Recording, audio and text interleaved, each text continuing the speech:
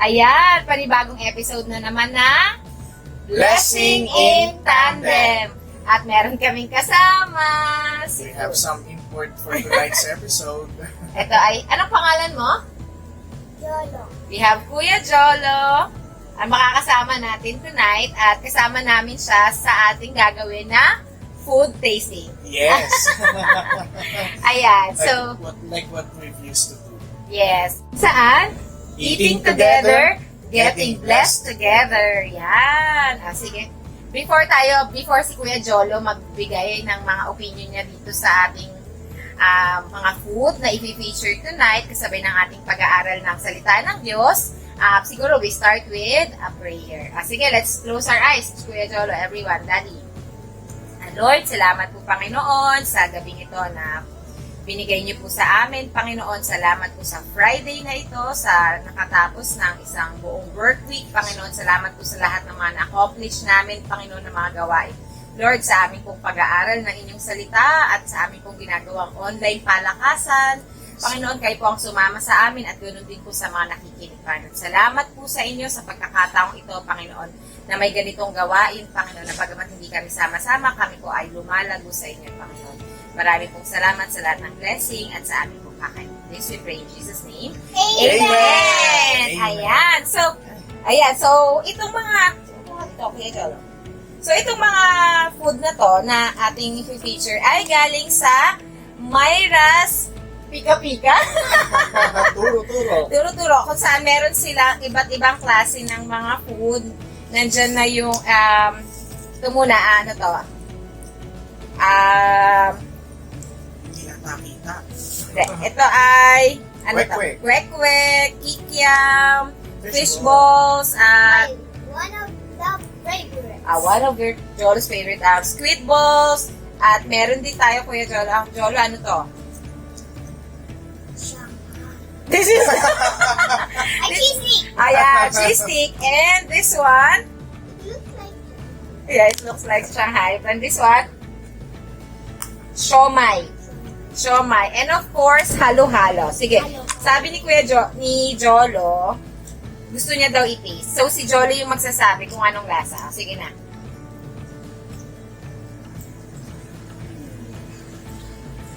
it's like yung ano kinakain natin na yung ano, Anong lasa? yung may honey. Wow! Masarap? Ilang stars? 1 million. 1 Wow. million stars! Ayan. So, habang ginagawa natin to, so, syempre, gaya na sinasabi natin, mag-feature tayo ng iba't ibang mga food. So, bakit pa tayo lalayo? Dito tayo mag-start. So, makikita nyo to sa block. Ano bang block nila? 20? Block 18. Basta sa likod lang netong street namin, Block 18, makikita nyo dun yung Myra's Pika-Pika. So, pwede nyo, turo-turo, kung gusto nyo din magpalamig at magmerienda, pwede lang kayo pumunta doon. So, yung mga price, murang-mura lang, makikita nyo, Yes. ipa-flash namin yung mga price ng mga bawat binili namin. Alas binili natin lahat ng mga pwede nilang i-offer para matikman natin lahat. At nandun si Kuya Ay para Kuya Ay, yes, maglutuan kayo. Yes, and si Ate Maris. Ano yun, Kuya Jolo?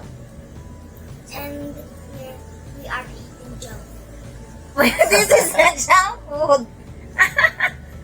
Turo-turo to. Okay.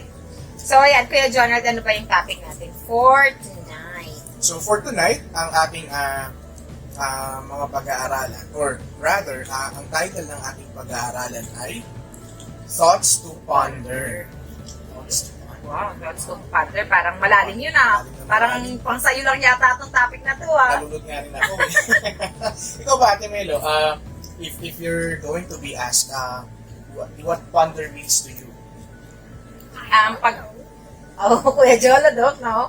Ako siguro yung mga bagay na dapat pag-isip-isipan, mga pagulay-gulayan, yan. Pagulay-gulayan. Kasi nowadays, lalo na ngayong situation natin na pandemic, we tend to overthink. Mhm. We get stressed, we exaggerate things, leading us to be afraid, to be frightened of things na hindi pa nangyayari. So, maganda rin na from time to time nare-remind tayo what are those thoughts to ponder or things to ponder. And kukuhain natin siya ayon din sa Salita. salita. Yes. And bilang mga Kristiyano, we might be overthinking things na rin. Kaya nagiging struggle na rin natin on a daily basis. Tsaka nakakalimutan natin kung ano talaga yung importante at kung ano yung sinasabi ni Lord.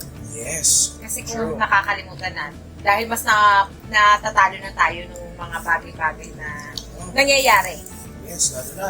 Nag 1 million na yung nag-positive sa atin. Yet, yung active cases is just Around 67. 67,000.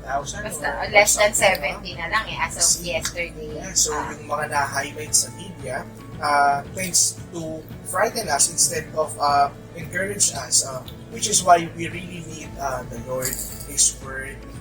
We really need to depend on Him. And on to be a daily reminded. basis and to be reminded. At itong Blessing in Tandem ay isang napakagandang platform na ipinagkaloob sa atin ng Panginoon upang ma-remind tayo on a daily basis about His Word.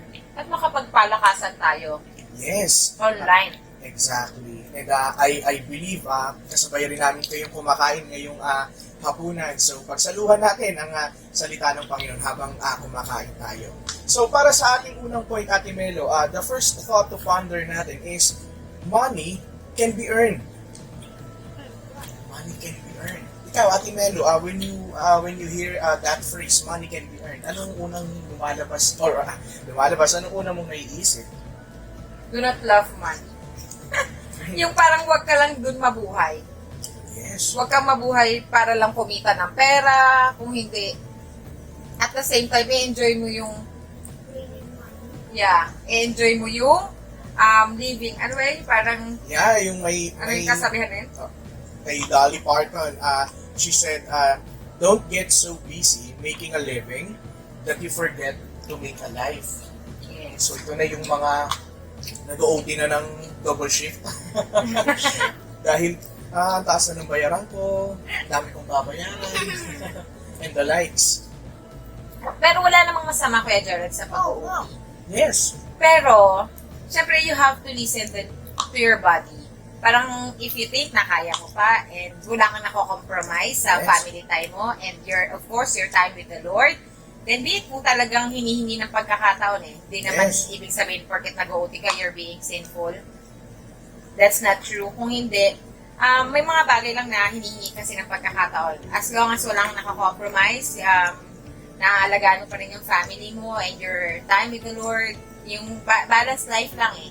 Yeah. Yan ang para sa... Prioritization. Of course, yes. Number one, di ba? Yeah, even if you take advantage ng overtime, you still get to prioritize what really matters. Of course. Kasi, sabi nga, money can be earned. Money can be earned. Nandyan lang yan. Hindi yan mawawala. Same way as yung mga bills na binabayaran natin, hindi rin yan mawawala. Ikaw ba, Jolo, anong sa tingin mo? Pag sinabi sa yung money, anong sa tingin mo? Anong pumapasok sa isip mo niya? Ha? Raining money? Mga cartoons mo lang ata nakikita. Kailangan. At ayon nga sa salita ng Lord sa Mangangaral, Kabanatang 5, Kapitulong 10, ang taong maibigin sa pera at sa iba pang kayamanan, kailanman ay hindi masisiyahan. Wala rin itong kabuluhan. Grabe. Grabe. Grabe ang salita ni Lord. The love of money ay walang katuturan. Kasi, di ba minsan, may mga pamilya na nagkakaaway-away pa dahil sa pera. True. Yung parang sabi, Mana. mana, or mga, Hindi pa namamatay si Papa. oo, yung mga, Pinaghahati-hatian na ng di mga ba, anak. yung mga simpleng mga ganon. Ang daming mga nagkakawatak-watak yung sa mga reunion, hindi na natutuloy dahil ayaw makita si ganito, si ganyan. Yung mga lupa, kasi alam mo yun, parang yung, kahit pamilya yun Yes. may mga nangyayari talagang ganyan at nakakalimutan nila na money can be earned, pero yung relationship mo with those people, pag yun nasira, ang hirap nang muling ibalik. At the same time, di ba, saan natin, money can be earned, pero dapat i-value din natin yung mga money in-earn natin. Yes, lalo na yung mga hard-earned money mo. Kagaya neto, ang sarap po ng sauce nila, by the way, ng Myra's Pika-Pika. Tayo, kami pangalan, basta Klati Myra yun. So, ayan, ang sarap ng sauce nila, panalo. Ito din, ang sarap ng kanilang ano. At meron pa tayong next target na Turo-Turo store din. Yes. Hindi lang sila bukas ngayong gabi Oo. sa mga hindi inaasahang pangyayari. Pero naka-line up na rin yung Oo, lahat, Turo-Turo. lahat ng mga dito sa birthday Sa hearts. Lahat. Wow, Kuya Jolo, sarap na sarap sa halo-halo. Ano man sabi mo? Is it too sweet? Or just enough? Masarap? Ano ikaw? Super. Super what? Yan. Super yummy. Kung i-describe mo, ano yung mga, ano mo i-describe mo dito sa kinain mo? There's something that is made of fun. And it's so yummy. So yummy. So, ano pa? And good. Meron din Kuya Jonard naman. Diba? Money can be earned. Kunyari naman dito naman sa mga nag-start, magtrabaho. Minsan, di ba? Pinagpipray super, super duper. Lord, sana magka-work na ako. Nung nagka-work, praise the Lord, may trabaho na ako. Tapos, hindi naglaon pag nag-earn na ng money. Erase the Lord na. Erase the Lord na. Nakakalimutan ng magsimba. Oo. Nakakalimutan ng umuwi sa bahay. Ala, doon na lang lagi nakaspend ang oras doon sa trabaho, sa pag-earn ng money. Kung ano man yung mga grind, mga ginagrind natin, like yung mga side hustles, oo, mga ibang sidelines, kung anong dinadagdag. Kasi nakakalimutan natin hanggang sa imbis na praise the Lord, may trabaho, naging erase the Lord na. Hindi na naman nagiging maging blessing yung pagka-earn ng money. Yes, exactly. So this is a great reminder to us, especially mga working people, young pro, adult pro, na Working parents. working parents especially, both husband and wife, money can be earned. It's time for us to assess ourselves. Am I prioritizing what really matters, or Yes. nagiging alipin na lang ako ni Judy? Diba? Oo. Then again, money can be earned, nandyan lang din yan. Same way as yung mga bills na nandyan lang din naman yan. Kaya yung strength natin ay hinihingi natin sa Panginoon so that we can perform in our jobs. And yung wisdom Yes. na nanggagaling kay Lord. Kasi itong mga bagay, kasi importante din naman talaga ang pag-earn ng money. Yes, of course. As same It's as, an instrument. diba? Para makatulong ka sa iba, sa pamilya mo, at masustain mo yung living mo.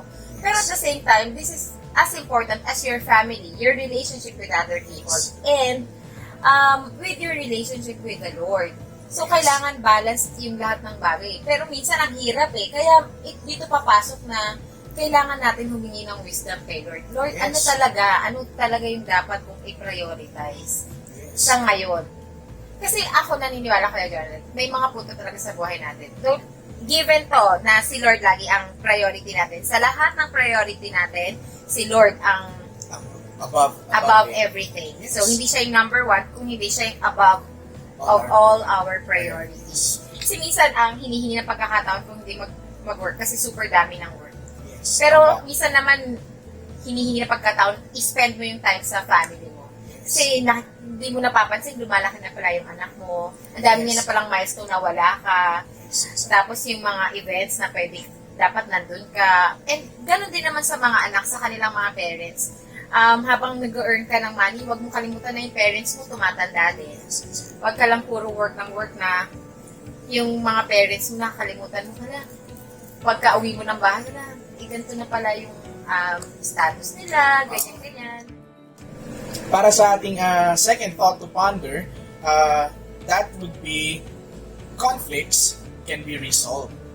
Ay, true yan, Kuya Jonard. Pero bago tayo mag-discuss yan, Oo. magbigay ka muna ng side comment mo dyan sa siomai. Actually, ang siomai na ito ay 3 for 10 pesos. Yes? And it's the last bite. It's the last one. So, nakain ko na yung dalawa kanina. And masarap. Masarap yung sauce. Masarap din Yung ano, yung siomai itself. tsaka itong ano yan? Yung garlic. Garlic. Oo. Chili garlic at tsaka yung garlic talaga na prinito. Prinito. Tsaka yung manghang. Iba yun, magka-separate yun eh. Sarap. So, na-enjoy ko yung yung anghang, yung asim, yung manamis-namis. So, hello asim na naman tayo mamaya nito. So, yeah, gaya nga nung nabanggit ko kanina para sa ating second thought to ponder, which is conflicts can be resolved. Ikaw, Ate Melo, anong pumapasok sa isipan mo kapag narinig mo yan? Conflicts can be resolved. From the word itself, conflicts, mga pag-aaway, hindi pagkakaintindihan, at lahat ng mga yun ay naaayos. Yung mga feeling mong hindi na talaga, yung talagang sinumpa, itaga mo sa bato, hindi na kita papansinin. Marker ba to? Tatagayin ko. Friendship over. Wala na. Sulian ng kandila. Wala na. FO na to. FO kung FO. Kalimutan na. Pero, sabi nga dyan, conflicts can be Sabi nga, resolved. conflicts can be resolved. And sabi nga sa Google, nung nag-check ako, nag-research ako about dito sa second thought to ponder natin, peace isn't about the absence of conflict. Peace is about the absence of selfishness. So conflicts can be resolved if we humble ourselves. Kahit totoo yan. Kahit feeling mo ikaw yung minali. Kahit pakiramdam mo, ikaw pa yung, You were wrong. you were wrong, pinaratangan ka, siniraan ka ng talikuran. Oo, parang pinakastab ka. Yung parang hindi mo kasalanan. Pero, parang, di ba pag may mga ganun tayong mga moments na yung parang pag nasaktan ka, Kailangan magantihan ko to.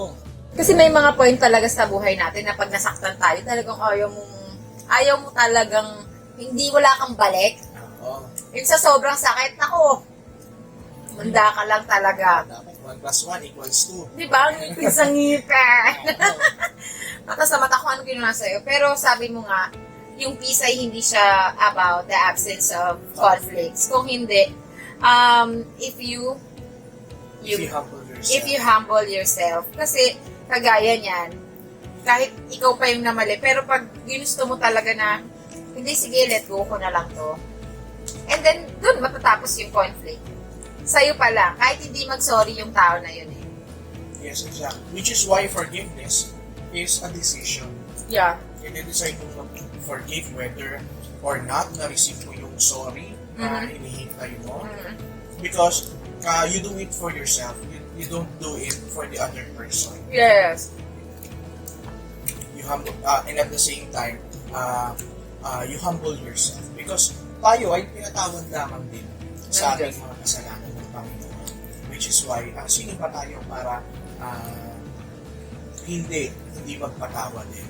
Yes, at in an instant, hindi yung mangyayari. It's a process. Of course. Pero when you decided to forgive, that's when conflicts get resolved. Hindi, tsaka dun ka kasi, dun papasok yung salitang letting go, acceptance. Yes. Kasi, Parang kantayin na. Part Letting- of letting go. hindi, letting go and acceptance. Kasi yan yung mga parang feeling ko, the more na nagagalit ka, the more may hold sa'yo yung Sisitan. Pero pag nilet go mo yon, dun ka parang nag-start sa yung lumuwag, Yes. parang wala na sa yung hold yung mga ganong bagay, kahit nakikita mo pa yung taong nakapanakit sa'yo, walang epekto sa'yo. Kasi parang nga daw yan, pag kanyari nagagalit ka, para imbis na yung taong nakasakit sa'yo ang nahihirapan. Ikaw ang nahihirapan kasi hindi ka makalit go at lagi ikaw yung naaapektuhan. Yes, exactly. Sabi nga ni Pas, hurting people, hurt people. Yes, totoo yan. Which is why, ang second thought to ponder natin for tonight is conflicts can be resolved. Let us choose to forgive. Let us decide to forgive. Parang bonus na lang na, Marinig mo yung sorry. sorry no? Tsaka yung talagang Acknowledge na. malet go nyo both, na parang mag-reconcile talaga kayo and let's start a new chapter in our lives. Let's Kasi write new chapters. pag nangyari yun, both kayo nag-decide ng ganon. Yes, exactly. So, whether hindi yun mangyari, kunyari ikaw pa lang, it's a very wise decision. Yes. Diba? Saka, sabi nga ng Panginoong Jesus, if you love me, obey my commandments. Tsaka, diba, love your neighbors as you love yourself. Exactly. Parang pakiramdam ko, nagagalit ka ba sa sarili mo? Nagtatanim ka ba ng galit sa sarili mo, di ba? Yes, very true. Ang galing mo dyan, Di ba, hindi mo naman, Common sense, di ba? di ba, parang kung isipin mo, yun yung mga bagay na hindi mo naman talaga gagawin sa sarili mo. So, kapag ako nga, pag hanggat nakakahinga pa ako, let go mo na yan. Nakakahinga ka pa, let go mo na. Charot. Huwag ka na mag-react kung nakakahinga ka pa. Yes, and sabi nga sa Mateo, Kabanatang 5, Kapitulong 9, mapalad ang mga taong nagtataguyod ng kapayapaan Yes. dahil tatawagin silang mga anak ng Diyos. Ay, wow. Parang doon nakikita ang anak ng Diyos ay you're a peace lover and a Exactly. peacemaker. A peacemaker. Not just a lover. You make an effort to make peace. Yes, totoo So, yan. ayun yung doon na distinguish yung nakakakilala talaga sa Panginoon sa hindi. True, Because true. if you know Jesus, you know peace, you know forgiveness. And you know His love. word. You know His commandments, di ba? And Yes. itong pagpapatawad and resolving conflicts ay isa sa mga sinasabi niya. Exactly. Anyways, Hindi madali, pero posible. posible. Totoo yan. Anyways, sabi ni Ate Maris, bumili daw kami ng maraming fishball kasi iba daw ang lasa. Masarap. Para daw may mga yema sa loob. Pero, ayan, titaste ko ah. Mayema ka. Ay, parang ang sarap. Shout out, Maris. Baka naman, half na lang neto. Baka naman may pa-reimburse tayo dyan. Okay. So, kayo rin, mga kapatid, if you have something to share about how you have, resolved conflicts in the past and how did it make you a better Christian, Yes. you can comment down below and I believe and I hope na magiging pagpapala yan sa mga kapatid natin makakabasa. Totoo. Kasi talagang sa everyday natin. Exactly. Lalo na lahat tayo nasa bahay ngayon. Diba? Parang talagang magkaka-conflict at magkaka-conflict eh. Kasi, syempre, anything na magkakasama, nagkakaroon talaga ng Nagkikis-kisan, nagkikis-kisan. nagbabagaan. Hoy, kanina ka pa natutulog. So, yung mga, Alas 10 na. ba, yung mga simpleng tampuhan nga daw, nauwi sa mga parang nagdadamdam. Nadamdam, tapos nagkakaroon Galit na, yun na, galit na. Lukasan na ng baol. Totoo. So feel free to comment down below para sa inyong mga na-overcome na conflicts and how did it make you a better Christian. And then again, I believe that it would bring glory to our Father in heaven. Dahil isa yung pagpapala, isa yung testamento ng kabutihan ng Panginoon. Kuya Jolo, anong lasa? Taste it. What? Di mo pa ko namumuya. It sounds good. So good. Okay, so good. Okay. So, para sa ating third thought to ponder, life is irreplaceable. Ay, totoo yan. Life is irreplaceable. You only have one life. You only live once. Pero may, okay. Go, Kuya Jonathan. Anong muna natin? Actually, kay Papa Jackson ko ito narinig eh. Nasa Love Radio pa siya before, so si Papa Jack pa siya. Sabi niya, it's a misconception you say you only live once. Sabi niya, you live every day. You only die once.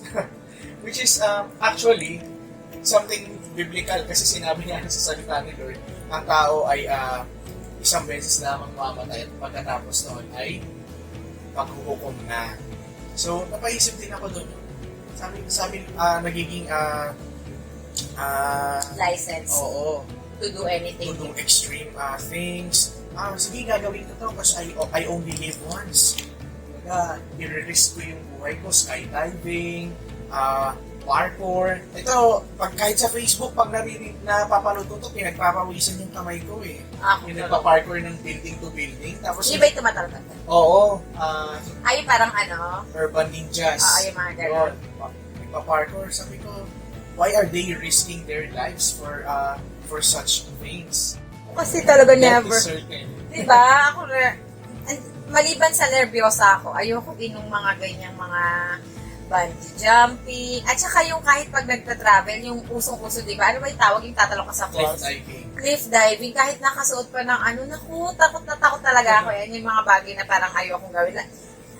Siguro pag mababa lang. Pero pag super mataas, Hindi na cliff diving kung makakagawa lang. hindi, ginawa natin sa Sikihor, yung parang nakahawak ka dun sa body. Tapos tatalon ka sa may falls. Hindi din man yata cliff diving yun. Hindi. Parang swing Swing lang yun. Swing lang yun. Siguro yung mga ganun. Pero yung mga super extreme na talagang hindi ko talaga. Kasi nga, parang ang like kong inaano, bakit may dare si kamatayan? Exactly. Naka-precious ang buhay kasi galing yan kay Lord. Totoo yan, Kuya Jonathan. Kaya, di ba, we are fearfully and Wonderfully wonderfully made. Yes. Tapos, para sayangin mo yung buhay mo. Yes, Di exactly. ba? Kaya, pag-ingatan natin yung buhay na binigay sa atin ni Lord. Yes. Sabi nga sa Efeso, chapter 5, verse 15 to 16, kaya mag-ingat kayo kung paano kayo namumuhay. Huwag kayong mamuhay tulad ng mga mangmang, kundi tulad ng marurunong na nakakaalam ng kalooban ng Diyos. Huwag ninyong sayangin ang panahon nyo. Gamitin nyo ito sa paggawa ng mabuti dahil maraming gumagawa ng kasamaan sa panahon ito. Tama. Which is why, whether we eat, drink, we do it for the glory of God. Yes. Whatever we do. Whatever we do. Because life is irreplaceable. Hindi yan yung pag namatay ka ngayon, marireincarnate ka bilang munggo. Or ipis. Alright. Yun. So, again, if you have something to share about having life being irreplaceable, you can comment down below sa mga pinagagawa natin noon na na-realize natin na sana hindi ko na lang ginawa. Saka, Kuya Jonar, naalala ko lang, sorry. Mag-take ng vitamins, Yes. lalo sa panahon ngayon. And Life is irreplaceable. life So, is irreplaceable, wag magpuyat. yan. Kasi yung iba mga kabataan, sabi na ko, bata-bata lang effect yan sa akin. Pero Oo. napaka-importante nitong mga ganitong mga bagay. Huwag magpuyat, kumain ng healthy, huwag magkain Yes. ng mga junk foods, or Exercise. mag-exercise, yes, have a healthy lifestyle. Yes, porket Porque may bike ka na. porket nagbabike lang. Hindi, ito yung isa sa mga dapat nilang maunawaan. Yes. At a young age, dapat you value yourself, yung body na binigay sa'yo ni Lord. Kasi, yung mga set na binigay sa'yo, like yung puso, kidney, yan ay talagang sa'yo lang. Hindi yan mare-replace ng yung mga gawa ng human being. Walang ganun. Kasi Lord lang yan. Yes, Si Lord exactly. lang yan. Kaya dapat nating pahalagahan kung ano yung mga ini-intake nyo sa katawan nyo. Kasi akala nyo walang epekto yan sa inyo. Pero di nyo alam, sooner or later, lalabas. Kaya never have bisyo. Ex talaga yan. Like smoking, drinking, mga alcohols, and any kind of addiction. Anything you put in your body na toxic. Yes. Na you know for yourself na Makakasab. harmful. Yes. Basta yan. Alam niyo yan. Kung ano yung mga bagay like mga super sweet, mga soda. Yes, soda. Nagiging tita tayo dito. Because then again, life is Irreplaceable. Totoo yan. Hindi lang yan pala yung tungkol sa mga bagay na ginagawa natin. Kung hindi, doon din sa mga ini-intake natin inside our body, vitamins and sleeping is very important. Yes, exactly. Especially nowadays dahil nga ang COVID, ang mga tinitira niyan, ang mga lalo talagang pinaka-vulnerable ay yung may mga hindi ganun ka-healthy.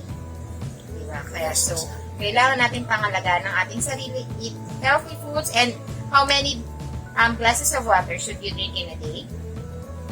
8. You drink at least 8 Glasses glasses of water. of water. Okay? Last but not the least, we've had thoughts to ponder like money can be earned, conflicts can be resolved, life is irreplaceable. Last but not the least, being apart from Jesus is the greatest failure. Alright. Jesus being the lover of my soul. The lover of our souls. Yeah, Jesus, lover of my soul. Jesus. Jesus, I will never let you go.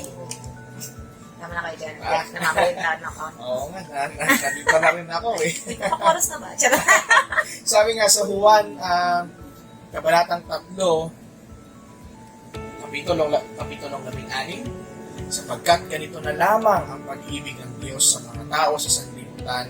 Ibinigay niya ang kanyang bugtong na anak upang ang sino mang sumampalataya sa Kanya ay hindi mapahamak kundi magkaroon ng buhay na walang hanggan.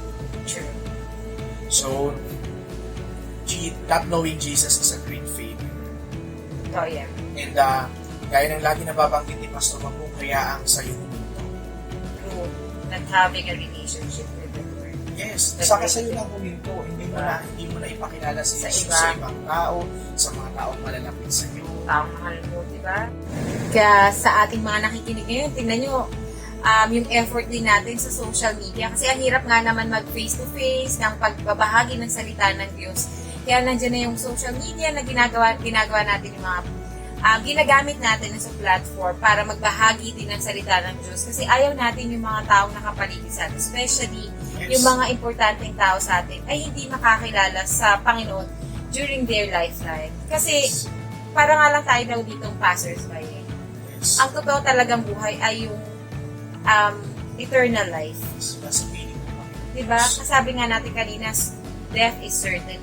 Yes, exactly. Sure na lahat tayo ay mamamatay. So, napaka-inam as soon as possible na ipanalangin mo, i-share mo kay si Lord sa tao na to.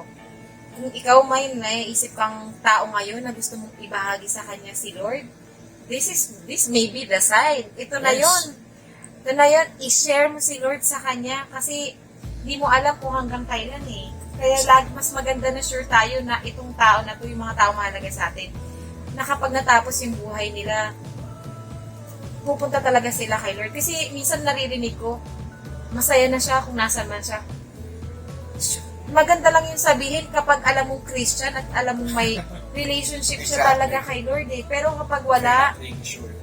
hindi mo sure kung masaya talaga siya kung nasan siya eh. Kasi may relationship ba siya kay Lord, di ba? Alam mo yung eternal life na nasa heaven ka. Kaya napaka-importante na tayo binabahagi natin si Lord sa mga taong mahal na lapit sa buhay natin. At sa bawat isa talaga na nakapaligid sa atin kasi hindi natin alam kung anong meron bukas. Yes. Pwede And, kasama mo ngayon, bukas. oo.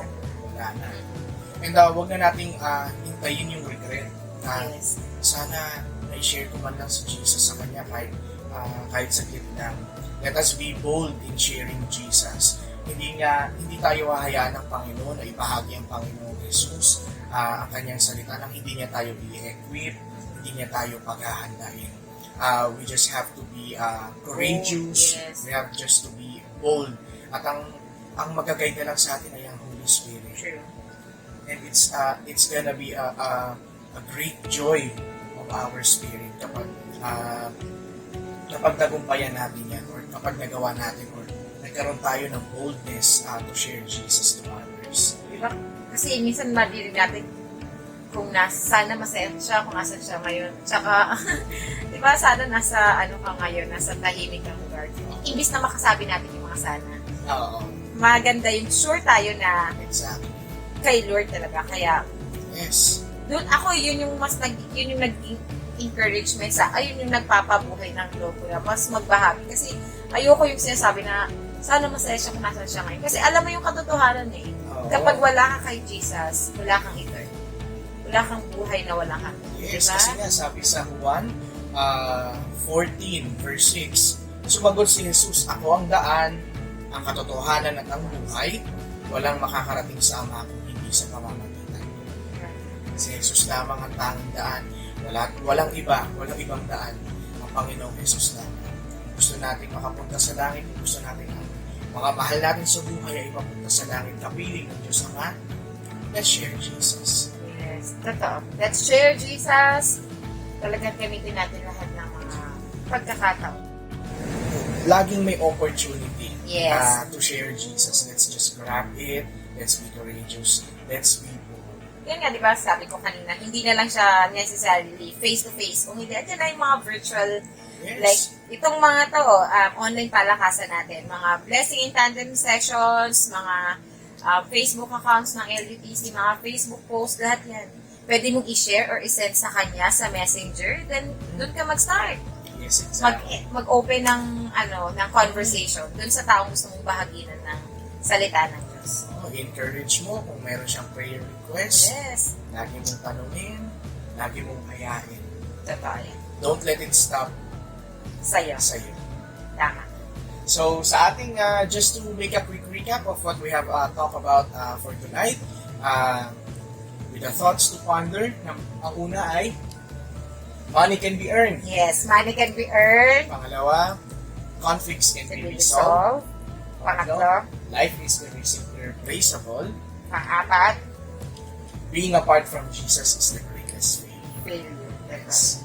So then again, if you have something to share about sa ating mga thoughts to ponder for tonight's episode, feel free to comment down below. Then again, it's gonna be a testimony of God's glory. Magiging kalakasan yan sa ating mga kapatirang makakapasa. Yes, and again, siyempre, at thank you sa Myra's Pika Pika, Myra's Turo-Turo sa Black 20. Kung Black 20 ba kayo? Ate Maris, mag-comment ka nga, manood ka nito, ano namin, i-comment mo kung ano talagang address nyo. At sa iba, syempre, i-feature din namin kayo, lalo na pagsahod ko po. Hintay-hintay lang po. Hintay-hintay lang po, hindi po marami ang ating ano. Ina-earn din po ang money dyan. Hintay-hintay lang po lahat yan. So, kung may mga gusto pa kayong ipatry, pwede nyo i-comment Yes. dyan. Pag-ipunan natin, money can be earned. Or kung meron kayong business Business. na food, you can comment down below. O, dito naman kayo bumili sa amin. Oo.